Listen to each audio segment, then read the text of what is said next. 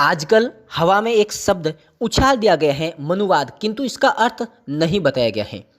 मनुस्मृति के निष्कर्ष के अनुसार मनुवाद का सही अर्थ है गुण, कर्म, योग्यता के श्रेष्ठ मूल्यों के महत्व पर आधारित विचारधारा, और तब अगुण, अकर्म, अयोग्यता के अश्रेष्ठ मूल्यों पर आधारित विचारधारा को कहा जाएगा गैर मनुवाद।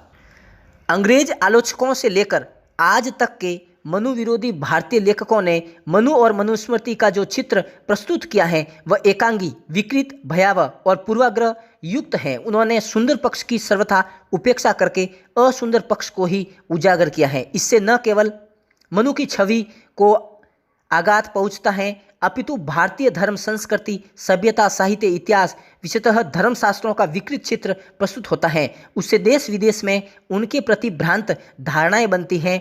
धर्मशास्त्रों का वृथा अपमान होता है, हमारे गौरव का ह्रास होता है।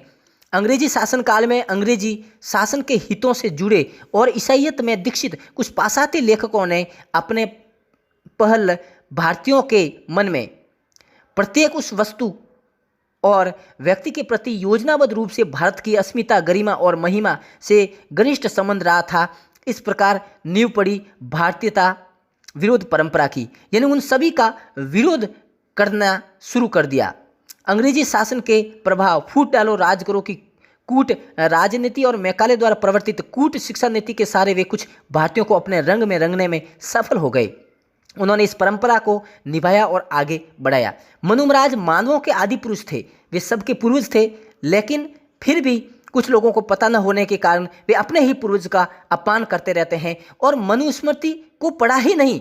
ऐसे कई लोग जो इसका विरोध कर रहे हैं, उन्होंने कभी मनुस्मृति पढ़ा ही नहीं। वो मैक्स मुलर द्वारा गलत भाष्य की हुई मनुस्मृति को कोट करते हैं, जो कि मैक्स मुलर ने फूट डालो राजनीति के तहत ये सब किया था, भ्रमित करने के लिए अर्थ का अनर्थ कर दिया था।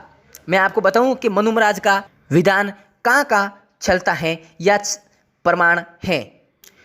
बाली द्वीप, Burma, Philippines, Thailand, Champa, Cambodia, Indonesia, Malaysia, Sri Lanka, Nepal, Britain, America, Germany आदि देशों में इनके प्राप्त शिलालेखों और उनके प्राचीन इतिहास से ज्ञात होता है कि वहाँ प्रमुखतः मनु के धर्मशास्त्र कर्मानुसारी व्यवस्था रही है।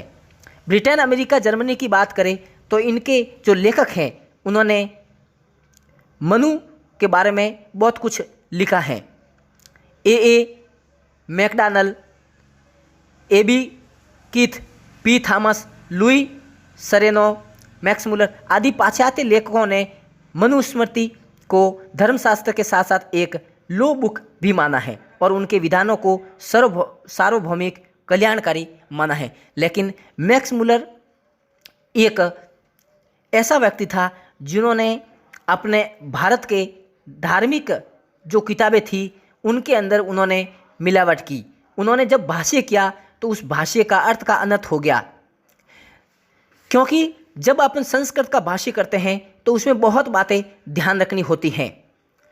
उस समय व्याकरण का पूरा ज्ञान होना चाहिए, उस समय शास्त्रों का, उपनिषद का और बहुत सारे जो साइड के ग्रंथ हैं उनका ज्ञान होना बहुत ही जरूरी है। लेकिन उनको ज्ञान न होने के कारण उनने जो भी भाष्य किया वो गलत तरीके से किया। इस वजह से भ्रांतियाँ पैदा हो गई और